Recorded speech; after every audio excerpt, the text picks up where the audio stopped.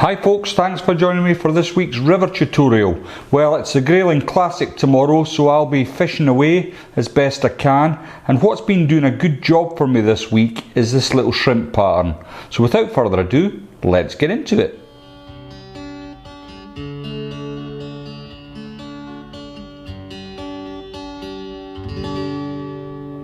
So in the vise is a Hanak H300 barbless hook. It's at size 12, it's on a medium wire hook and it's black nickel. This is the original Czech nymph hook. Now if the Czechs don't know how to make hooks for Czech nymphing, I don't know who does. The thread I'm going to be using is the UTC 140 denier Brown. Now before I do anything else, I'm going to be using some of this AdhesiveLead foil. Now it comes in sheets like this, and what I do when I get these sheets is I simply get a ruler and a scalpel and I cut them into strips. So this is what it looks like once I'm done. Little strips, and I try where I can to keep the sticky backing on so that it doesn't start sticking to everything. So I'm just going to take that sticky backing off now. And it might be worthwhile mentioning that I cut it long ways, so I've got one long strip of lead, and I'm going to start right round the bend, catching it with my fingernail initially, and then I'm going to come all the way up. Now there's other ways of getting weight into your shrimp patterns, but I think for profile wise there's not much better than this.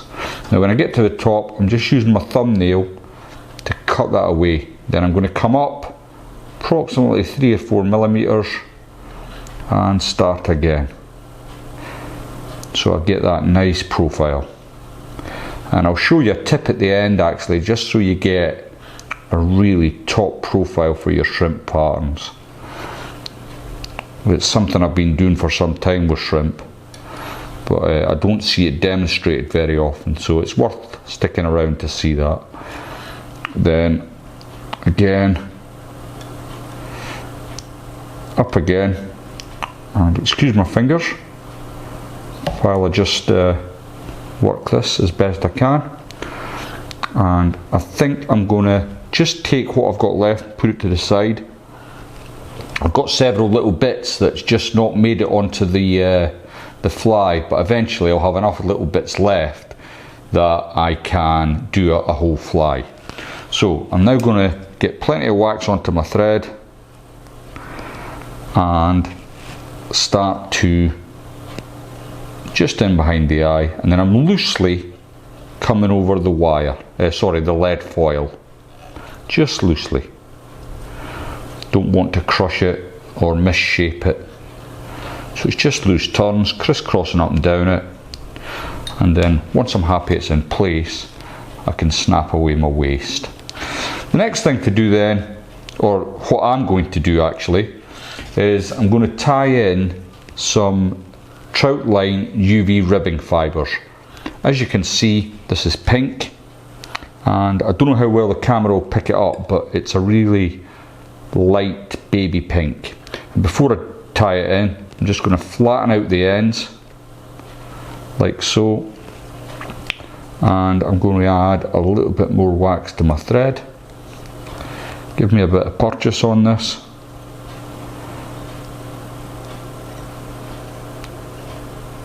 And then bring it all the way down to the bottom. Bring my thread back up. Next I'm going to add some fluorocarbon, copolymer. It doesn't matter what you use, I've just got this on my bench. It's some 0.11 from Hanak. Fluorocarbon, I actually like fishing with that. Should really get some cheap rubbish for this. So I've got a bit of fluorocarbon. I'm going to catch that in again, and I'm going to bring it down to the bottom. Again, I can bring my thread back up, and all the time I'm coming up and down, I'm just closing that AdhesiveLead foil into place. So I know people have said in the past, oh, you could have saved turns by you know, just tying everything in at once and bringing it down, but actually this is better for me. Now my back covering, I'm going to be using some Troutline's fine stretch. This is 4mm and the colour is orange. So it's lovely stuff this to work with. But what I want to do is just get a little V in at the top where I'm going to catch it in. So I'm going to catch that just in at the top there, with a couple of turns, and as I come down I can actually start to pull that out and stretch it over. And again, this all covers up the lead perfectly.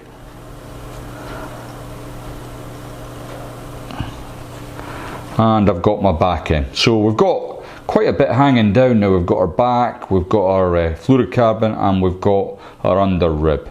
Now I can't claim credit for this fly at all really. I've seen this or something not exactly the same but similar enough as to be damn it. Andy Saunders did a video recently featuring a shrimp and it looked fantastic. I've slightly changed the pattern, but Andy did PM me and say, you've got to try this, it's working a treat, and he was right enough. This has worked a treat all week in practice, so let's hope it does a number for me tomorrow. Now the body material, a lot of people will say you've got to do 30% of this, 70% of that. I just get a load of dubbing. Often I just pick it up off my bench and just mishmash it together, and what I've come up with is this. Now don't go to bed and cry into your giant pillow because you can't match the dubbing. That's a load of nonsense. Just pick what dubbins you've got. Grayling obviously quite like pink, purples, so I've tried to err on that with this dub that I've just mixed with my fingers really. And you know, I'll never be able to reproduce it to exactly the same, but if that kind of thing worries you, then just don't do this. You know, make up your own prescribed, perfectly formed dubbing, and you'll never be disappointed. Whereas I'm not that worried. I know that this will still catch fish. Well, I know it does catch fish because I've been catching fish with it. But you know, I know some people like to have, oh, you've got to use hens 15 or hens 17, or it doesn't really make a lot of difference. There's so many good dubbins out there nowadays, it's by the by. So I've dubbed enough onto my thread and I'm going to come up my body. Now some of the shrimp patterns I tie, I like to scruff them out, but this one's worked pretty well just as is. So sometimes I would want to come in with a dubbing brush and just scruff that out, but on this occasion I'm not going to bother. So my Troutline UV ribbon is going to come up next, and I want to catch that about 1/8 of an inch, I would say, apart my turns are, and all that's doing is forming that sort of shrimpy body underneath. Then I can come in, capture that in with a couple of turns, and then trim it away. Might get another one out of that. Next then, it's our Shellback, and just try and get it straight over the back so it's even on both sides. And once you've got that into place, a couple of turns to hold it down, and then fold back over your turns,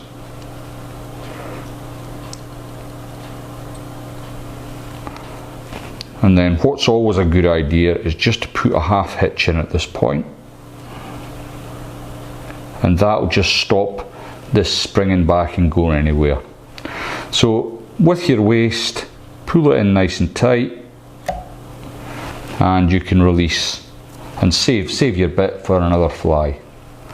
Then again, you can play away to your heart's content with where the shell's sitting, before finally coming round. Oops, just got a wee fibre stuck in there, I don't want it. The body all the way up.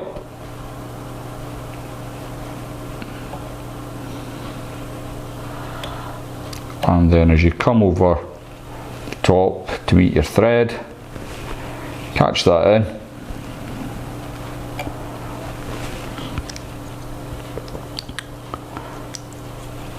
Make sure you have got the fluorocarbon or copolymer, whatever you've chosen to use, trapped in, and then you can remove that. Okay, next, come in with your whip finish tool,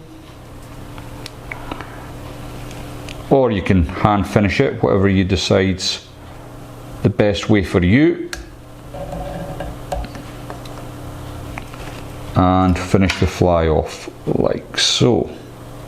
Now, before I add any, well, I'm going to use resin. You can use head cement or whatever takes your fancy, really. I promised you a tip. So the shrimp's tied, quintessentially the shrimp's tied and finished, but if you've got a set of pliers, just come in at the side and give it a little squeeze. You don't need to go nuts, but just give it a little squeeze up the body. Now what this does is that lead foil that I've done, it pushes it in at the side and it gives that real thin profile. So when you're fishing with this fly, it drops through the layers real quick. And then once you've done that, you can come in with a little bit of resin at the head to finish off. Of course, some people like to use coloured pens over the back. I do with some, not with others. Just depends on what mood I'm in, really. But it's more to do with the profile and the colour than anything else. And I think with Grayling, they do like seeing something different. So there we go, there's a little shrimp. Ben Bangham does a disco shrimp, Steve Cullen likes the pink shrimp, and Andy Saunders done a very similar shrimp to this. But I'll stick links in the descriptions to all them guys. They've got great channels, and they often put in some tips that are well worth knowing. Thanks very much for watching. If you haven't subscribed to my channel, please think about clicking the button, and I'll see you all next time.